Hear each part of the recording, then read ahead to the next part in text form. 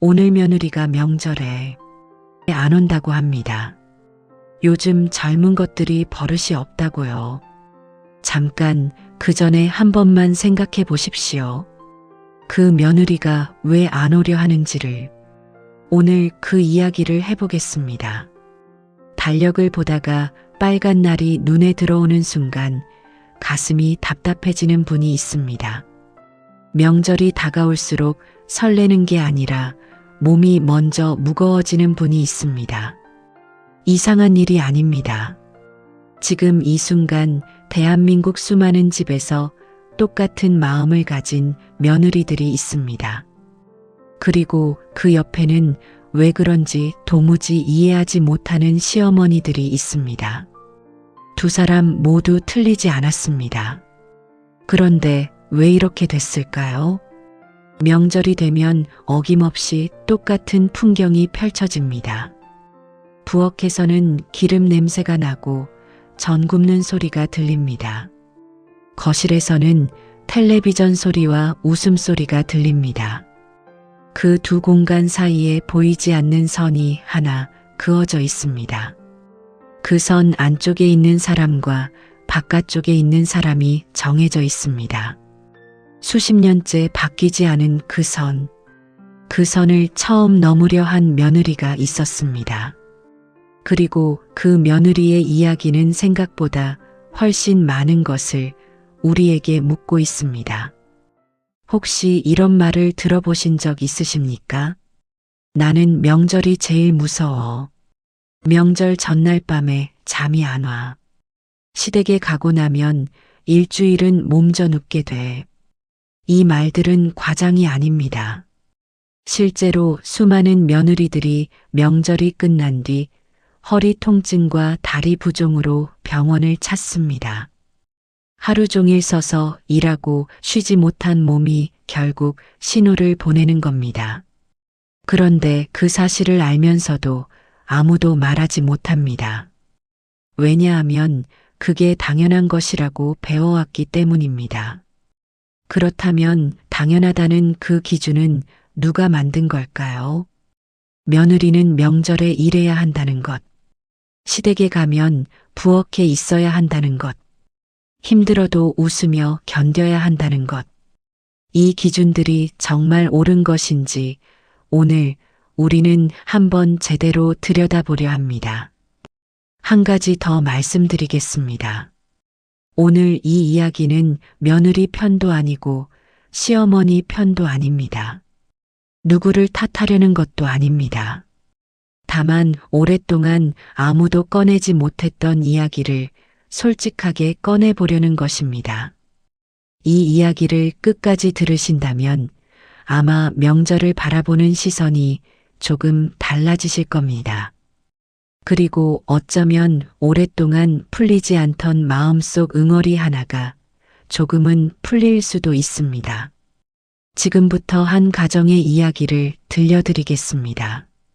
평범한 이야기입니다. 그런데 그 평범함 속에 우리 모두의 이야기가 담겨 있습니다. 끝까지 함께 해 주십시오. 오늘 이 이야기가 여러분께 조금이라도 유익하셨다면 댓글에 네라고 적어 주십시오. 그렇지 않으셨다면 아니라고 적어 주십시오. 여러분의 솔직한 한 글자가 이 이야기를 더 좋게 만드는 힘이 됩니다. 더 유익한 이야기로 보답하겠습니다. 이 채널이 처음이신 분들께 말씀드립니다. 구독과 좋아요는 이런 이야기를 더 많은 분들께 전하는 힘이 됩니다. 오늘 이야기 끝까지 함께 해 주십시오. 지금부터 한 가정의 이야기를 들려드리겠습니다. 우리 주변 어딘가에 있을 법한 아주 평범한 가족의 이야기입니다. 34세 이지수 씨는 결혼 3년차 평범한 직장인입니다. 남편 37세 박민준 씨와는 연애 4년 만에 결혼했습니다. 두 사람은 서로를 아끼는 다정한 부부였습니다. 결혼 첫 해 추석이 다가왔을 때 이지수 씨는 설레는 마음으로 캐리어를 쌌습니다. 남편의 가족들과 처음으로 명절을 함께하는 날이었으니까요. 기차 안에서 박민준 씨가 말했습니다.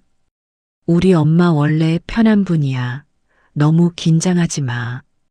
이지수 씨는 고개를 끄덕이며 창밖을 바라봤습니다. 시댁에 도착했을 때 현관문을 열기도 전에 기름 냄새가 먼저 났습니다. 거실에는 시아버지와 시동생이 소파에 나란히 앉아 텔레비전을 보고 있었습니다. 부엌에서는 시어머니 혼자 전을 뒤집고 있었습니다. 이지수 씨는 짐을 내려놓자마자 부엌으로 향했습니다. 무엇을 도와드릴까 여쭤봤더니 시어머니는 웃으며 말씀하셨습니다. 멀리서 왔으니 좀 쉬어라. 하지만 이지수 씨는 그냥 앉아 있을 수가 없었습니다. 시어머니 혼자 저 많은 음식을 준비하시는데 며느리가 거실에 앉아 있다는 건 도무지 마음이 허락하지 않았습니다. 결국 앞치마를 두르고 시어머니 옆에 섰습니다. 그렇게 우리네 며느리들이 늘 그래왔듯 이지수 씨의 명절이 시작되었습니다. 저녁 준비만 4시간이 걸렸습니다. 상이 차려지고 온 가족이 둘러앉았을 때 이지수 씨의 발바닥은 이미 묵직하게 부어 있었습니다. 밥을 먹는 내내 부엌과 식탁을 오가며 음식을 날랐습니다. 식사가 끝나자 이번엔 설거지가 기다리고 있었습니다. 거실에서는 웃음소리가 들렸습니다. 부엌에서는 물 흐르는 소리와 그릇 부딪히는 소리만 들렸습니다. 박민준 씨는 거실 소파에 앉아 시동생과 이야기를 나누고 있었습니다. 그날 밤 방에 누운 이지수 씨는 아무 말도 하지 않았습니다. 박민준 씨가 먼저 말을 꺼냈습니다. 수고했어. 고마워. 이지수 씨는 천장을 보며 조용히 말했습니다. 당신은 오늘 뭐 했어? 박민준 씨는 대답하지 못했습니다. 이지수 씨가 말을 이었습니다. 나는 우리 엄마가 명절마다 혼자 일하는 걸 보면서 자랐어. 외가에 가면 엄마만 종일 부엌에 있었고 외삼촌들은 화투를 쳤어. 명절이 끝나고 집에 오면 엄마는 사흘씩 허리가 아프다고 누워 계셨어. 우리 세대 엄마들이 다 그렇게 살았잖아. 나 그때 다짐했어. 어른이 되면 절대 저렇게 살지 않겠다고. 박민준 씨는 조용히 아내의 말을 들었습니다. 이지수 씨가 다시 말했습니다. 어머니가 싫은 게 아니야. 이 구조가 싫은 거야. 왜 항상 부엌에 있는 사람과 거실에 있는 사람이 정해져 있어야 하는 거야. 박민준 씨는 한참을 침묵했습니다. 그리고 천천히 말했습니다. 미안해. 나는 진짜 생각을 못했어. 그로부터 며칠 후였습니다. 시어머니 생신날 이지수 씨는 정성껏 고른 선물을 택배로 보냈습니다. 시어머니는 고맙다고 하셨습니다. 그런데 그날 오후 온 가족이 함께 있는 단체 대화방의 사진 한 장이 올라왔습니다. 화려하게 차려진 생일상이었고 시어머니의 메시지가 달려 있었습니다. 옆집 며느리는 이렇게 생일상을 차려줬다더라. 이지수 씨는 그 메시지를 읽고 핸드폰을 내려놨습니다. 아무 말도 하지 않았습니다. 하지만 그 눈빛을 박민준 씨는 놓치지 않았습니다. 그날 저녁 박민준 씨는 어머니에게 전화를 걸었습니다. 어머니, 그 사진을 왜 지수도 있는 단체 대화방에 올리셨어요? 어머니 목소리가 높아졌습니다. 그게 뭐 어떠냐고 좋은 거 보라고 보낸 거라고 하셨습니다. 박민준 씨는 천천히 말했습니다. 어머니, 그러면 제가 장모님 생신에 다른 집 사위가 이렇게 해줬다고 사진을 보내드리면 어머니는 기분이 어떠실 것 같아요? 전화 너머가 한동안 잠잠해졌습니다. 우리 세대 어머니들이 평생 해온 방식이 처음으로 질문을 받는 순간이었습니다. 그 이후 박민준 씨는 달라졌습니다. 다음 설날 그는 부엌으로 들어갔습니다. 앞치마를 두르고 전을 부치기 시작했습니다. 시어머니는 놀란 얼굴로 바라봤습니다. 시동생도 어색한 표정을 감추지 못했습니다. 하지만 박민준 씨는 멈추지 않았습니다. 설거지도 하고 상도 함께 날랐습니다. 그날 저녁 이지수 씨는 박민준 씨에게 짧은 문자를 보냈습니다. 오늘 고마웠어. 박민준 씨는 답장을 보냈습니다. 내가 진작 이랬어야 했는데 미안해. 시간이 흐르면서 시어머니도 조금씩 달라지기 시작했습니다. 아들이 부엌에서 일하는 모습을 보며 처음엔 어색해 하셨습니다. 그런데 어느 순간부터 그 모습이 낯설지 않게 되었습니다. 그리고 어느 해 추석 전날 시어머니가 먼저 전화를 하셨습니다. 올해는 음식 간단하게 하려고 그냥 다 같이 외식하자. 이지수 씨는 전화를 끊고 한참을 멍하니 앉아 있었습니다. 박민준 씨가 무슨 일이냐고 물었습니다. 이지수 씨의 눈가가 촉촉해졌습니다. 어머니도 이제 좀 쉬고 싶으신가 봐. 우리가 함께 만들어낸 변화였습니다. 그날 온 가족이 함께 식당에 앉았습니다. 시어머니의 얼굴에는 오랜만에 편안한 미소가 있었습니다. 부엌 냄새 대신 따뜻한 밥 냄새가 났습니다. 기름에 절은 손 대신 서로의 손을 잡을 수 있는 자리였습니다. 이지수 씨는 그 자리에서 생각했습니다. 명절이 이래야 하는 거 아닐까? 함께 웃을 수 있는 날. 누군가 혼자 지쳐서 쓰러지지 않아도 되는 날. 우리 모두가 바라던 명절이 드디어 시작된 것이었습니다. 이지수 씨와 박민준 씨의 이야기를 들으시면서 어떤 마음이 드셨습니까? 어쩌면 이지수 씨가 너무 예민하다고 느끼신 분도 계실 겁니다. 또 어떤 분은 마음속으로 그래 맞아 하고 고개를 끄덕이셨을 겁니다. 그리고 어떤 분은 시어머니 입장에서 억울하다고 느끼셨을 수도 있습니다. 어느 마음도 틀리지 않습니다. 우리가 살아온 시간이 다르고 배워온 방식이 다르기 때문입니다. 오늘은 이 이야기를 조금 더 깊이 들여다보겠습니다. 먼저 이 질문을 드리고 싶습니다. 명절에 부엌에서 일한 사람은 누구였습니까? 그리고 거실 소파에 앉아있던 사람은 누구였습니까? 이 질문이 불편하게 느껴지신다면 그 불편함 자체가 이미 무언가를 말해주고 있는 겁니다. 우리는 오랫동안 이 불편함을 외면해 왔습니다. 원래 그런 거라고, 다들 그렇게 사는 거라고 스스로를 달랬습니다. 그런데 정말 그것이 원래 그런 것이었을까요? 아니면 그냥 오래된 것이었을까요?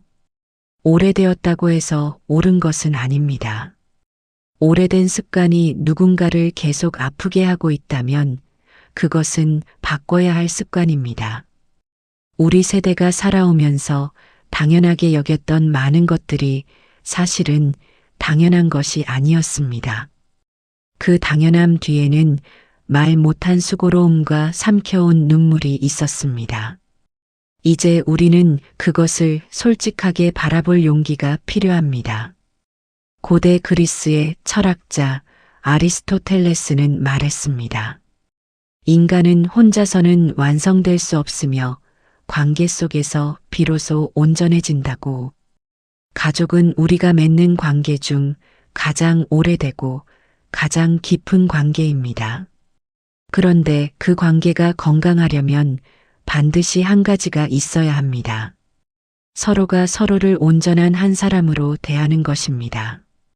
일만 하는 사람과 쉬기만 하는 사람으로 나뉜 관계는 온전한 관계가 아닙니다. 한쪽이 소모되는 관계는 결국 둘 다 지치게 만듭니다. 우리가 가족이라는 이름 아래 함께 살아가려면 그 관계 안에서 서로가 사람답게 대우받아야 합니다. 그것이 아리스토텔레스가 말한 온전한 관계의 시작입니다. 독일의 철학자 헤겔은 인정투쟁이라는 개념을 이야기했습니다. 인간은 누구나 타인에게 인정받고 싶어 한다는 것입니다. 그 인정이 채워지지 않으면 관계에는 서서히 균열이 생깁니다. 며느리가 명절에 가기 싫다고 말하는 것은 단순한 불평이 아닙니다. 나를 한 사람으로 봐달라는 간절한 요청입니다. 내가 이 자리에서 그저 음식을 만드는 사람이 아니라 소중한 한 사람으로 인정받고 싶다는 마음입니다. 그런데 그 마음은 며느리만의 것이 아닙니다. 시어머니도 평생 그 인정을 받고 싶으셨을 겁니다. 수십 년 동안 명절마다 부엌에서 일하면서 단 한 번이라도 진심으로 고맙다는 말을 들으셨습니까? 우리 세대 어머니들은 그 말 한마디를 듣지 못하고 살아오신 분들이 너무나 많습니다. 인정받지 못한 채 참아온 세월이 길면 길수록 그 상처는 더 깊어집니다. 그리고 그 상처는 결국 가장 가까운 사람에게 향하게 됩니다. 며느리에게 서운함을 표현하는 시어머니의 마음 안에는 사실 오랫동안 인정받지 못했던 자신의 아픔이 담겨 있을 수 있습니다. 심리학자 칼 융은 이렇게 말했습니다. 억압된 감정은 사라지지 않는다고. 그것은 더 깊이 쌓여서 언젠가 더 큰 상처가 되어 돌아온다고. 말하지 못하고 참아온 감정들이 쌓이면 어느 날 갑자기 터집니다. 명절 갈등이 갑자기 폭발하는 것처럼 보여도 사실 그것은 갑작스러운 일이 아닙니다. 오랫동안 쌓여온 감정들이 더 이상 담길 수 없는 순간에 넘쳐 흐르는 것입니다. 그러므로 감정을 무조건 참는 것이 지혜가 아닙니다.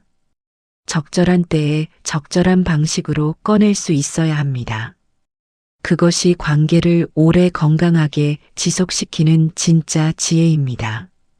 우리 세대는 참는 것이 미덕이라고 배웠습니다. 하지만 참는 것과 견디는 것은 다릅니다. 참는 것은 감정을 눌러두는 것이고 견디는 것은 감정을 바라보면서도 흔들리지 않는 것입니다. 우리에게 필요한 것은 무조건 참는 것이 아니라 감정을 솔직하게 바라보는 힘입니다. 이 이야기는 한 가정만의 이야기가 아닙니다. 지금 이 순간 대한민국 수많은 가정에서 똑같은 일이 반복되고 있습니다. 그리고 그 안에는 세 가지 종류의 아픔이 함께 있습니다. 말하지 못하는 며느리의 아픔이 있습니다. 이해받지 못하는 시어머니의 아픔이 있습니다. 그리고 그 사이에서 어쩔 줄 모르는 아들의 아픔이 있습니다. 세 사람 모두 상처받고 있습니다. 그런데 우리는 지금까지 그 상처를 서로에게 돌려왔습니다. 며느리는 시어머니를 탓하고 시어머니는 며느리를 탓하고 아들은 눈치만 봤습니다.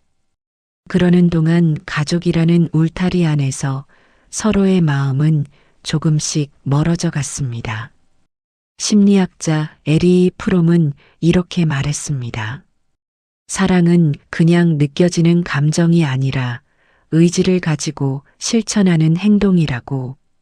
가족을 사랑한다고 말하면서 가족의 고통에 눈을 감는 것은 진정한 사랑이 아닙니다.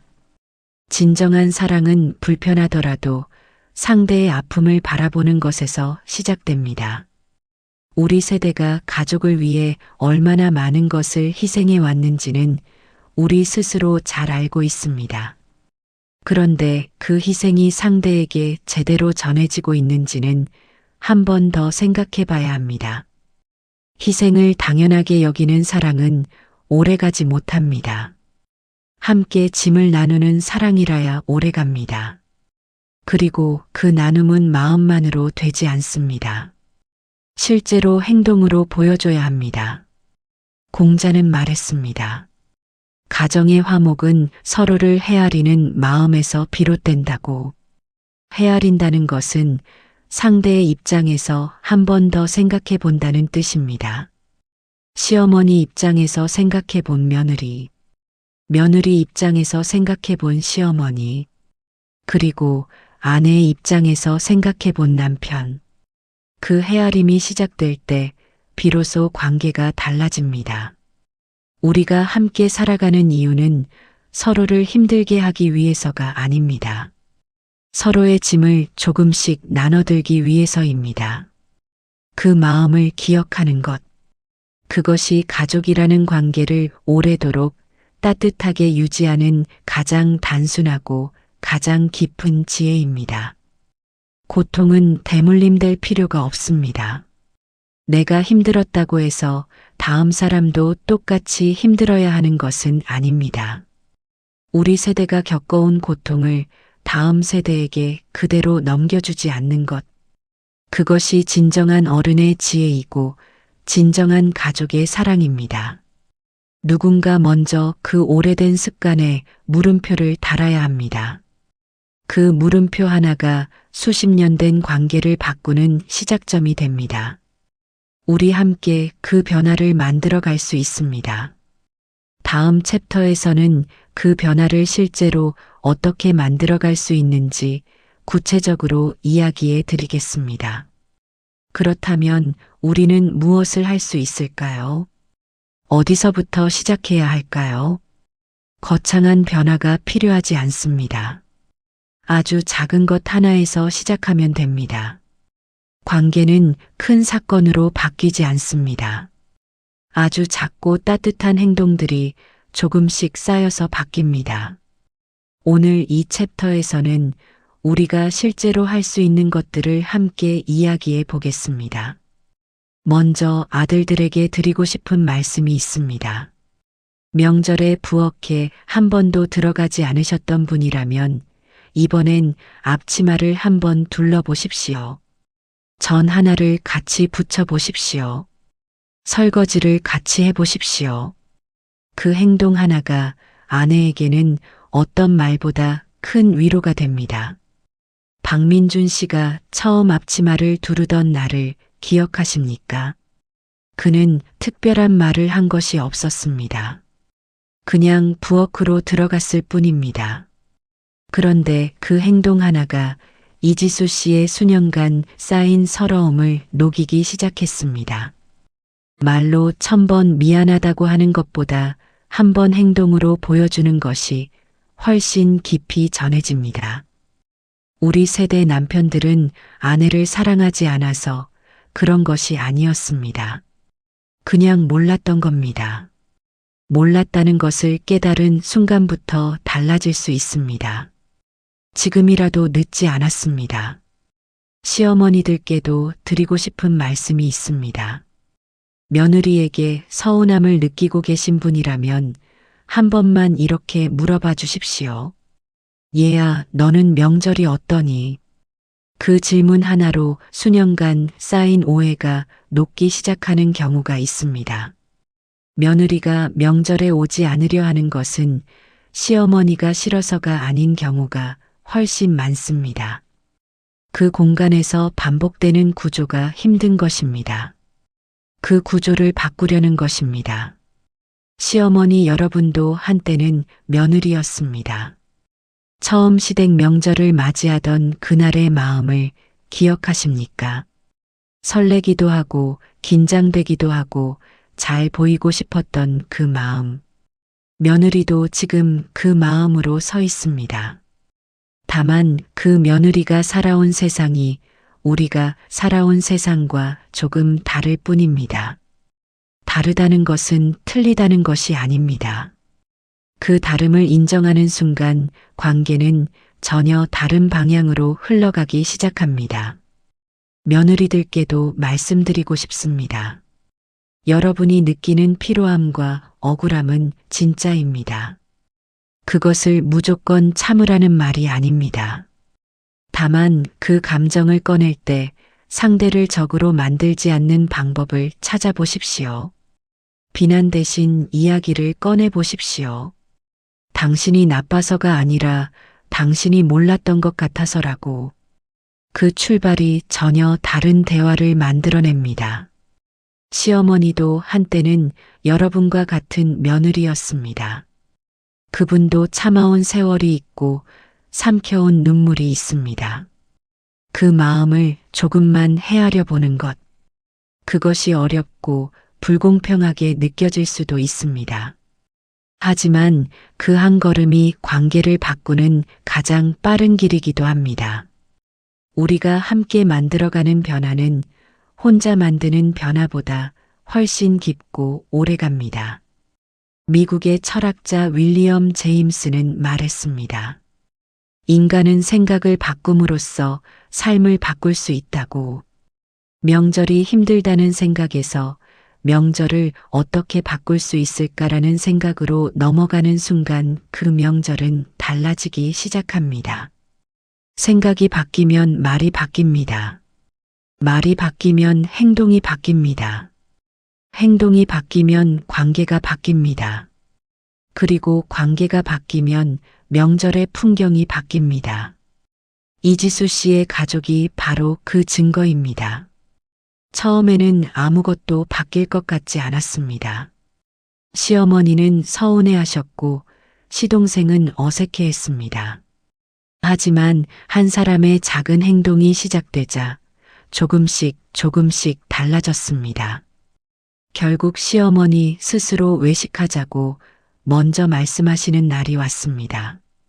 그 변화는 누군가 강요한 것이 아니었습니다. 작은 행동들이 쌓여서 자연스럽게 만들어진 변화였습니다. 관계를 가꾸는 데는 특별한 재능이 필요하지 않습니다. 다만 꾸준한 습관이 필요합니다. 명절이 아닌 평소에 자주 전화드리는 것, 안부를 묻는 짧은 문자 하나, 음식을 만들었을 때 조금 나눠드리는 것, 생신날 직접 찾아뵙는 것, 이런 작은 습관들이 쌓이면 명절 하루의 무게가 훨씬 가벼워집니다. 명절에 모든 것을 쏟아붓고 나머지 날들은 소홀히 하는 것보다 평소에 조금씩 꾸준히 마음을 전하는 것이 관계를 훨씬 풍요롭게 만듭니다. 가족이란 명절 때만 만나는 사이가 아닙니다. 1년 내내 서로의 마음속에 살아있는 사이입니다. 그 마음을 평소에 조금씩 표현하는 것.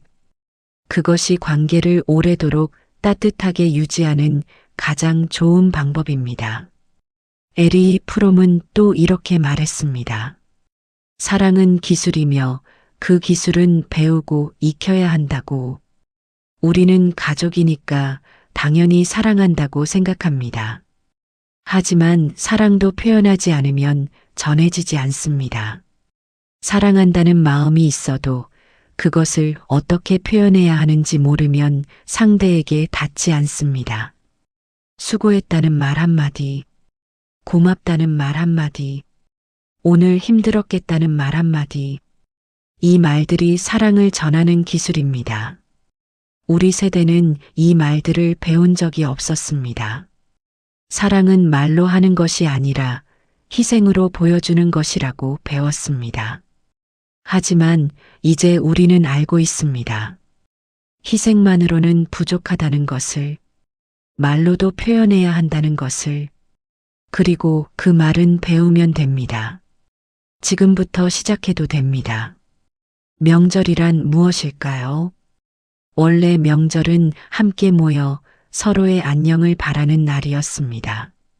누군가는 쉬고 누군가는 일만 하는 날이 아니었습니다. 모두가 함께 웃을 수 있는 날이어야 했습니다. 그 본래의 의미로 돌아가는 것. 그것이 우리가 해야 할 일입니다. 음식이 조금 줄어도 됩니다. 상차림이 소박해도 됩니다. 외식을 해도 됩니다. 각자의 방식으로 서로를 아끼면 됩니다. 형식보다 마음이 중요합니다. 차려진 음식의 가짓수보다 그 자리에 앉은 사람들의 표정이 중요합니다. 모두가 편안한 얼굴로 앉아 있는 명절. 그것이 진짜 명절입니다.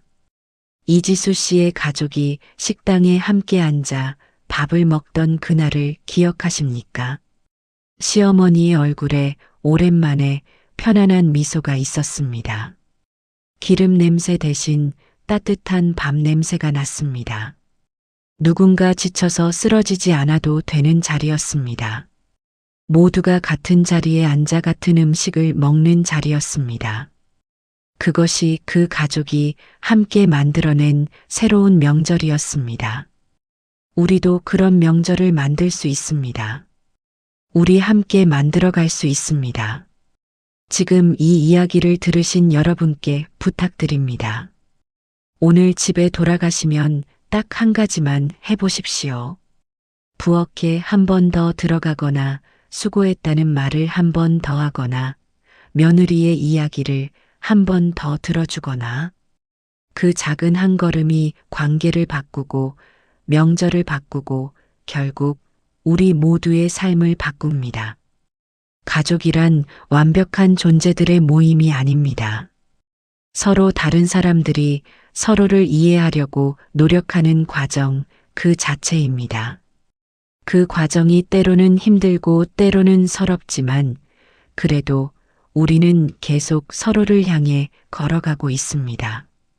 그것만으로도 우리는 충분히 아름다운 가족입니다. 오늘 이 이야기가 여러분의 마음속에 작은 씨앗 하나를 심었으면 좋겠습니다. 다가오는 명절이 조금 더 따뜻하고 조금 덜 무겁기를 진심으로 바랍니다. 오늘 이야기를 들으신 후 앞으로 실천해 보고 싶은 것이 몇 가지인지 댓글에 숫자로 적어 주십시오. 하나라도 좋고 5이라도 좋습니다.